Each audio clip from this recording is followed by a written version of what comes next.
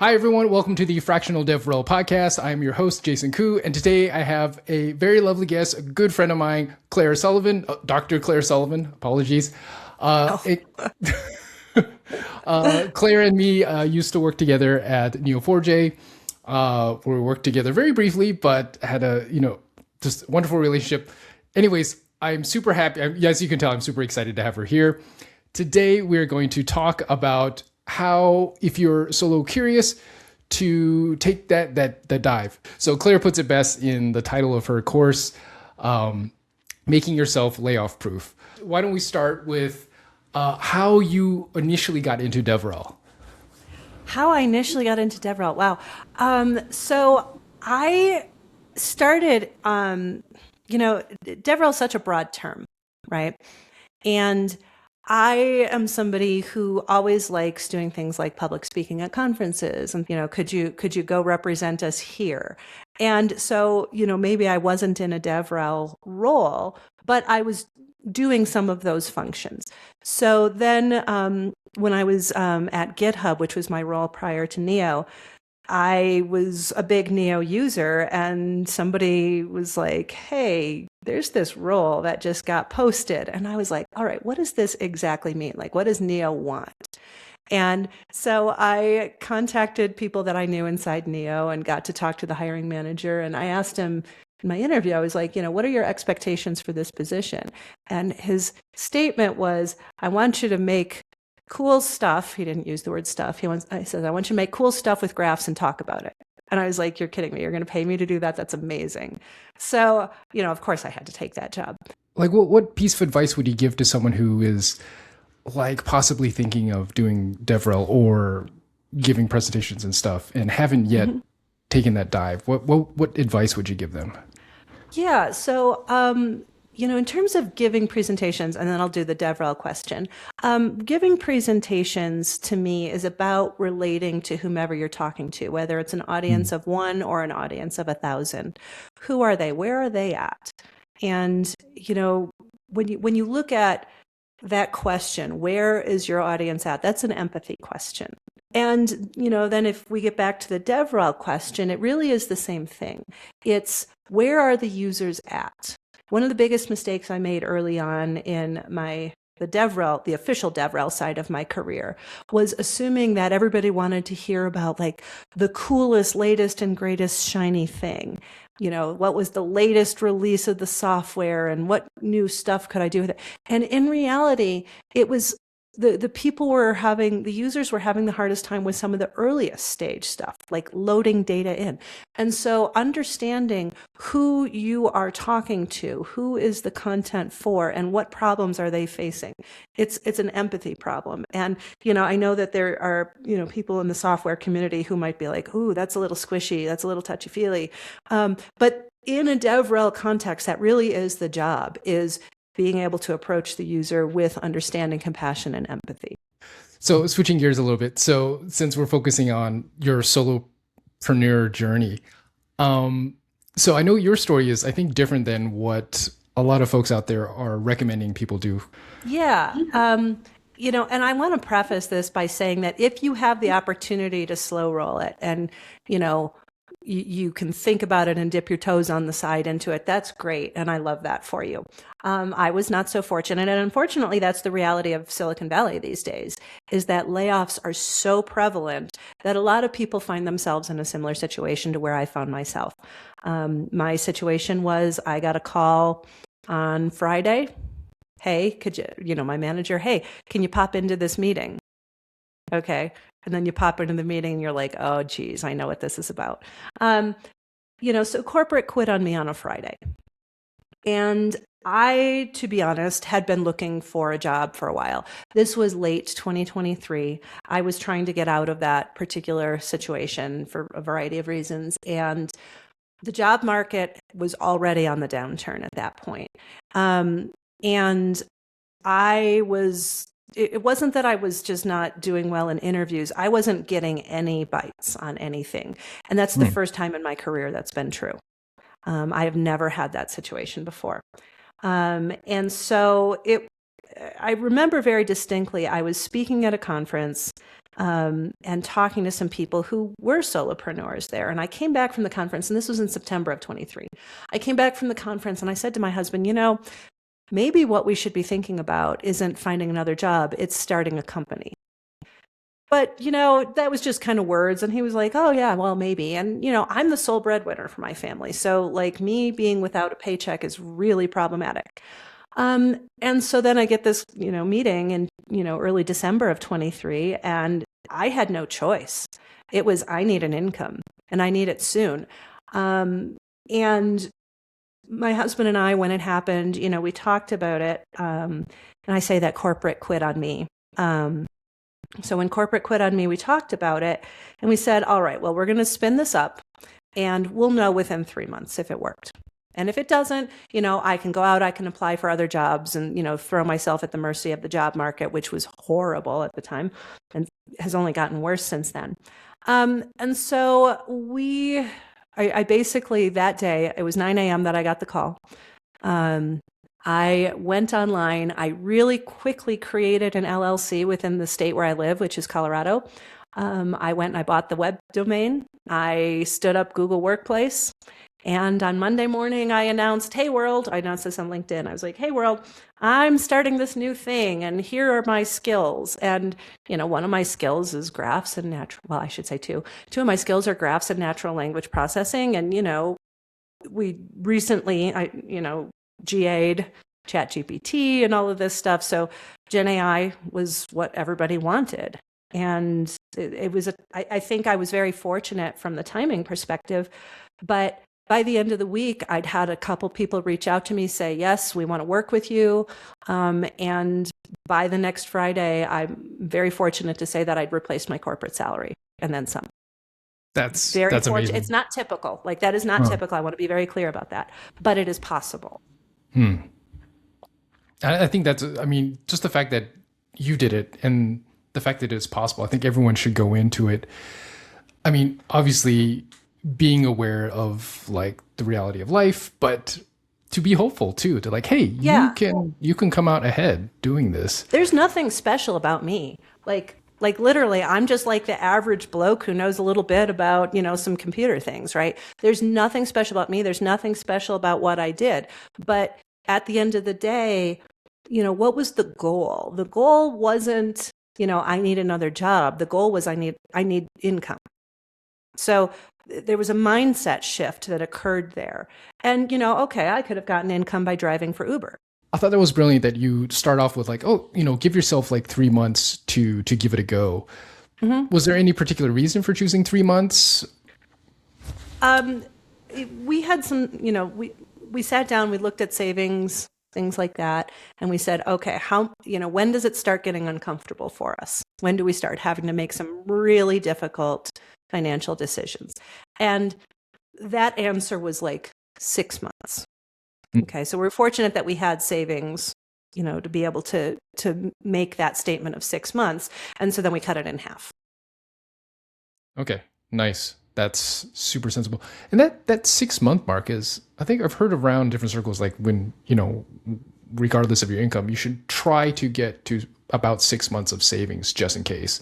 If we can go back to like that Monday when you first started and started landing your first clients, can you talk about the first clients? Like, I'm assuming, did they reach out to you? Did you reach out to them? What was that first week in business like? Yeah, not going to lie. It was stressful, and that's okay. Just because it's stressful doesn't mean that the universe is coming to an end.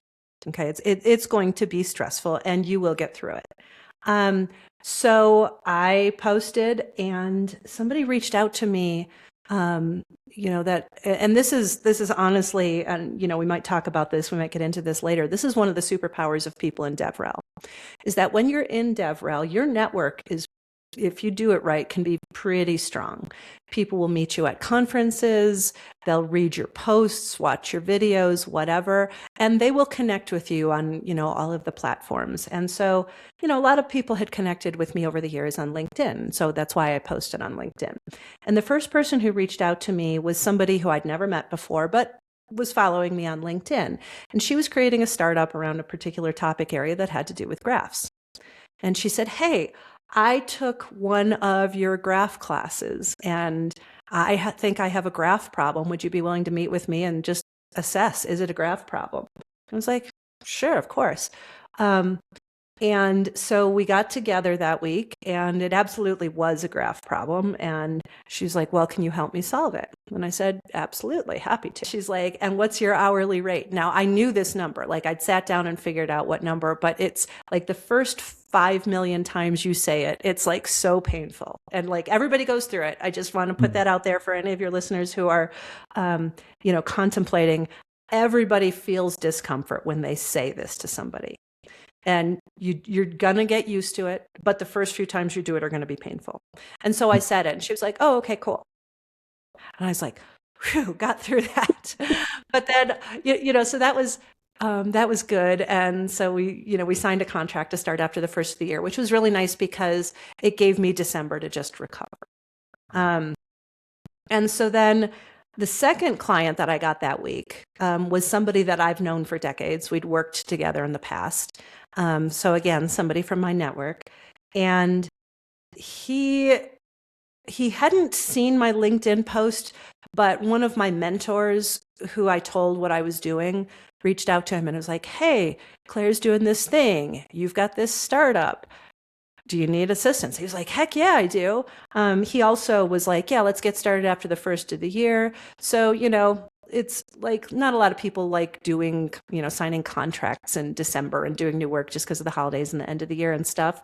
But it was really beneficial for me because when you go through something like, having corporate quit on you, it's, you really need to give yourself some grace that it is a difficult time.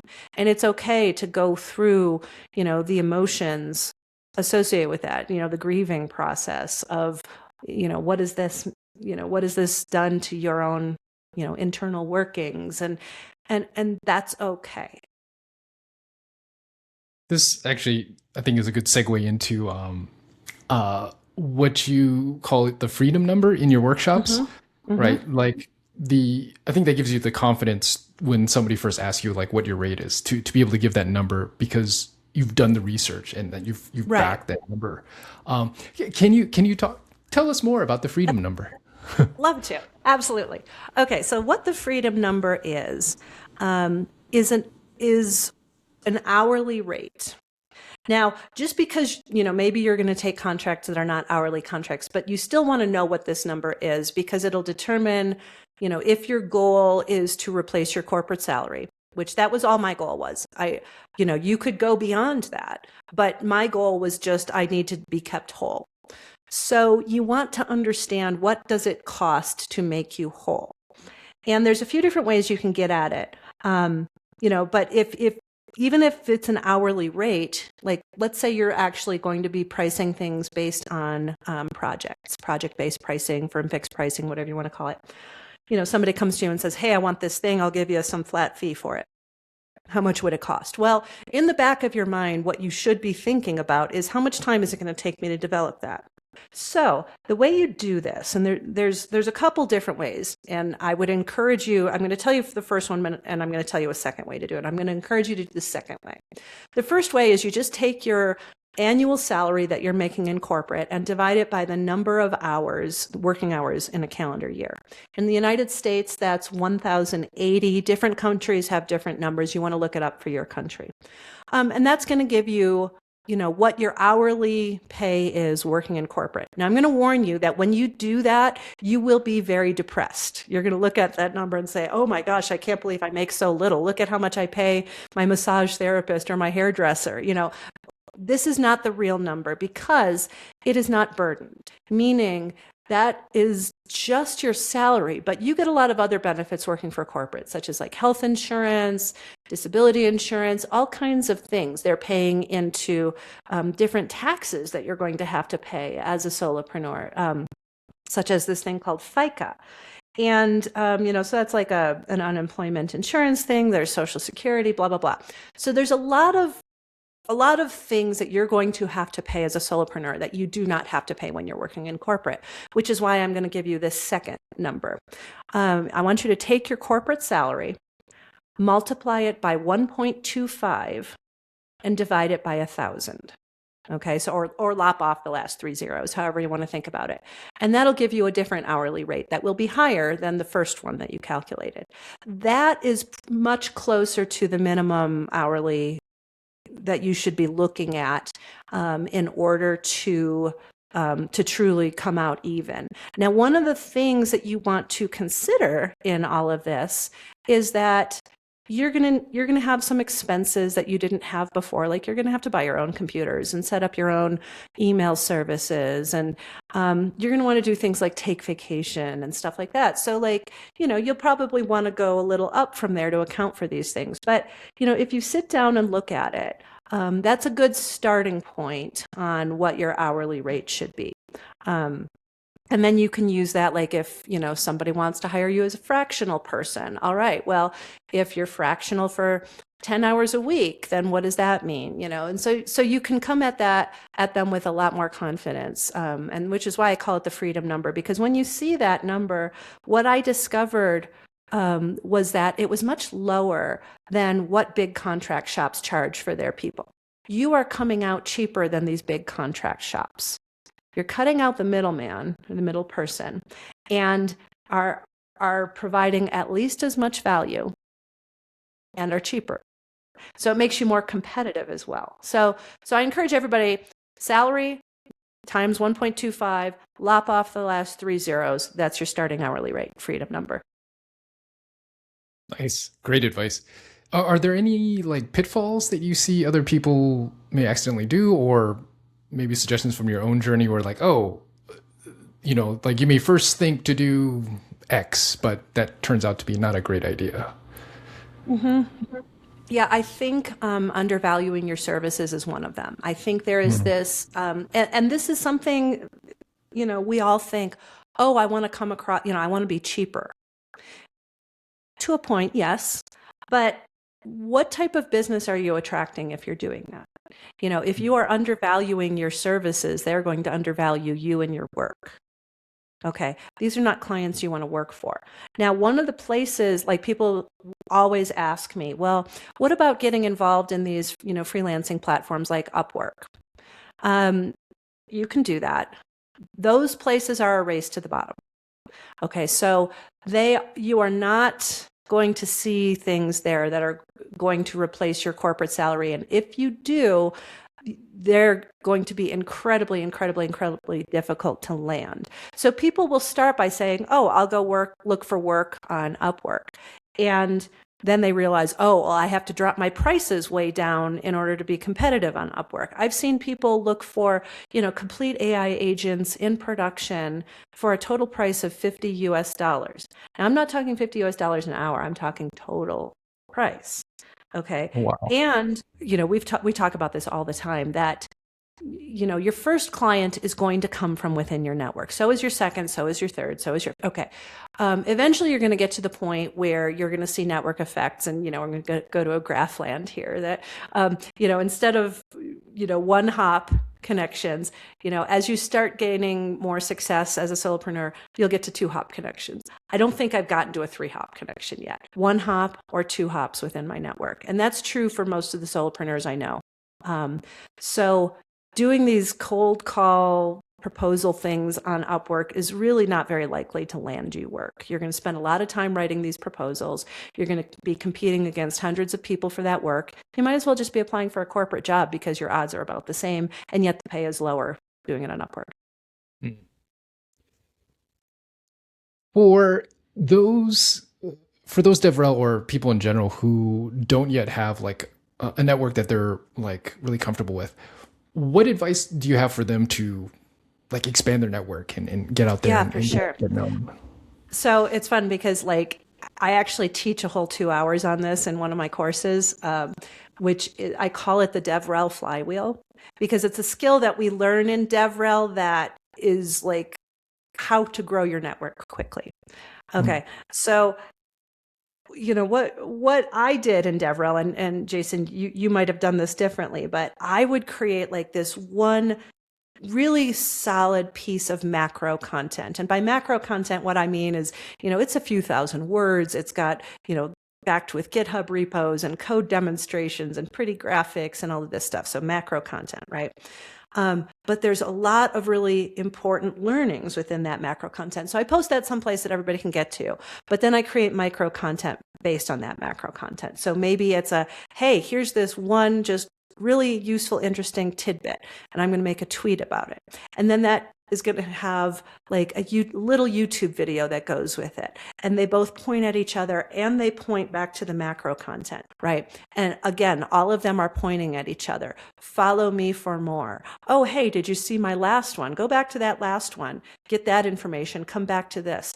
And, getting just a handful of I'll just say people with high page rank within my network to, retweet or repost or anything, that micro content pointing to the macro content, it can grow your network really super quickly.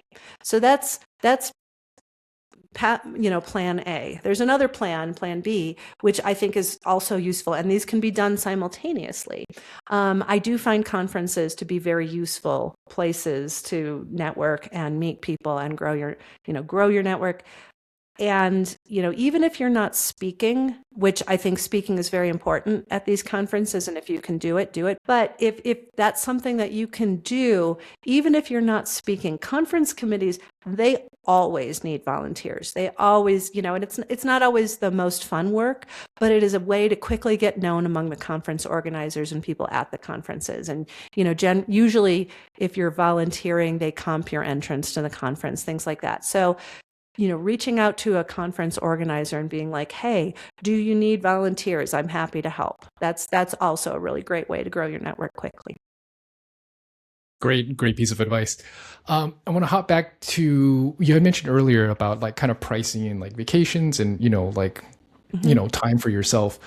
So I think this links well to your kind of coming back to theater, right? You had mentioned starting off in theater ages ago. And I remember seeing a post recently of you getting back into it. Can you tell us about how, would this be even possible if you were working corporate? Not at all. Not at all. So, to fill in the story here a little bit, last summer, I was like, my kid, she's the one who does all the theater in the family, but I had done theater a long time ago. And we have a really nice regional professional theater here, and that's where she had done her work. And they posted an audition for a musical. And it's, it had a role for a woman my age. And I'm not going to give a hint as to what the show was, but anyway, so I auditioned and I got it. And, the rehearsals were 6 days a week from 3 p.m. till 10 p.m. What? And then the week of the show, it was 10 a.m. to 10 p.m. Okay, there is no way. Even if you were only working 9 to 5, there's no way. Right. Mm. But I was like, you know what? I need this for my soul. I just want to go and have a good time and do this thing that I used to really love. Hadn't done it in 32 years. And I got into it and it was just like, wow, I really forgot how much I loved doing this. There's no way that would have been possible working in corporate, but I'm the boss. I get to make my hours. And so what I did was I looked at the month of June because we rehearsed for 3 weeks before the show opened. And I said, okay, I am going to set it up such that I'm only working from 8 until noon. Then I need to take a nap because if you're doing high, there's a lot of dancing with this show and everything. So I was like, I need some energy before we do this. Okay. So I could structure the business that way. So if you think about it, 8 till 12, 5 days a week, that's 20 hours a week. That's not 40 hours a week. And how many people who are working corporate are really only working 40 hours a week? I was more like 50 to 60 in my previous corporate role. And so it was something that just gave me a lot of joy, and I forgot how much joy. And so when you sit down and you look at things like your freedom number, one of the things, and this is also a big pitfall I want to mention, is that you will not be billing 40 hours a week, okay? If you are working 40 hours a week, and again, that's a very arbitrary number, maybe you're somebody who really does their best work working 60 hours a week, I don't know. But there's stuff that you're going to have to do for the business that is not billable. you know, accounting, marketing, things like that. You can't bill those things back to a client. So a good rule of thumb I was given was assume 60% of the time, 60%, is something that you're actually billing for, and work that into your math. So if you have your freedom number and you assume you're only working 60% of the time, what does that wind up, being for a salary? So in doing so, that 60%, I actually show in my classes that you actually can be doing a little better than your corporate salary using the freedom number at 20 hours a week. So you don't like you really truly can break even working part-time. So that's what enabled me to be able to return to doing theater. And in fact, I got cast in another show this summer at this theater. So I've returned to that. Yeah. Congrats. And thank you. Yeah, it really is something that I find very energizing. And so when I'm not doing, the play, when I'm not in rehearsals and whatnot, I come to my work with a different enthusiasm because I've got this thing on the side that makes me happy. And isn't that sad that we don't, when we're working in corporate, we don't have these things. We don't have the time to have these things on the side that make us happy and energized. Yeah, very true. So a lot of the advice that we've been talking about, or you've been giving us today, has been really focused on people, I think, who are curious about jumping into doing solopreneur.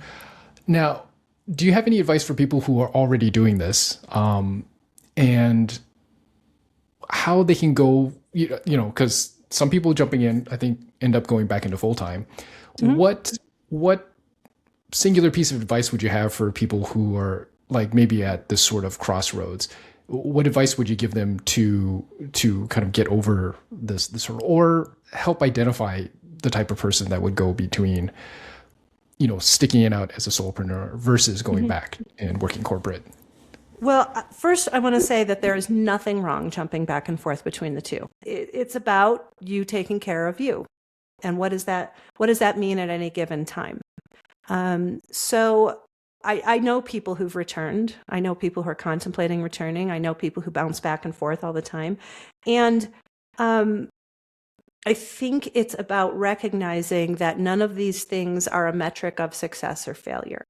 It's, what am I getting paid to do next? My big takeaway from you is flexibility, right? Be adaptive. Yeah. But also find your happy space. What, everyone's measure of success is different. Find your own. Oh, I almost forgot. We had talked about this prior to starting.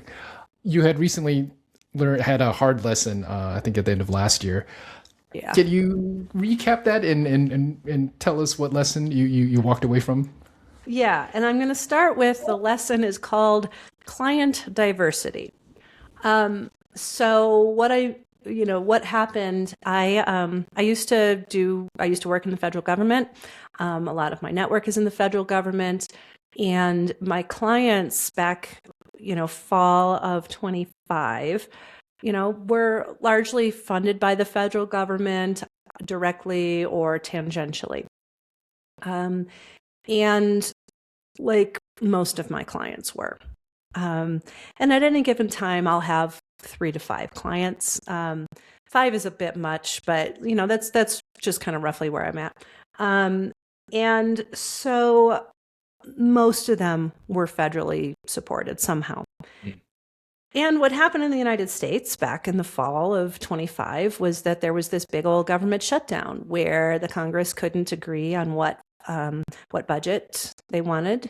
And so the government shut down. And as a result, all of my clients lost their federal funding and, their federal income. And pretty much were like, sorry, we know we've got big bills with you, but we can't pay you because we don't have any money. And it was just, oof. Like that hurt. That was incredibly stressful. And it stayed true for a few months. Again, that, having the 6 months of, savings to, that helped, knowing that was there. Eventually we knew the government would open back up, but we had no idea when I was going to get paid. And so that was incredibly, incredibly stressful. And then it happened again in January of 26. And so what that said to me was my client base is not diverse enough. But it's not just about federal government. This is a truism for any clients that you might take on. Do you want to be working with all startups? That work can be very exciting, but it can be really easy to get under contracts with startups because they don't have like this entire corporate machine behind them with, tens of thousands of hoops to jump through to get under contract. You don't want to necessarily be dependent on all of your clients being startups. Having some really just solid blue chips in there is what I call them. That helps you, gives you a little bit more stability as the market changes. So, just looking at maybe not everybody being startups, maybe not everybody being federal government, whatever this distribution is among your client portfolio, you definitely want some diversity in it. Nice. Great piece of advice. Yeah, totally 100% on that one. Okay, one last question before we close this up. One of my favorite questions to ask is, what DevRel tool or other DevRel specialist are you like just very impressed with? Like, would recommend everyone kind of go check this person out, go follow them? Who would that be, or what company? You? Oh, okay. Thank you. That's so nice. Oh. Okay. I'm going to throw out a name that is widely known within the graph community, of course, which would be Paco Nathan. Oh, yes. Great. Yeah. Great recommendation. I love Paco. I love what Paco puts out there. Great energy. He is truly great DevRel person. I can be like, hey, Paco, who do you know who works on XYZ? And he'll have a list of like 5 names instantaneously.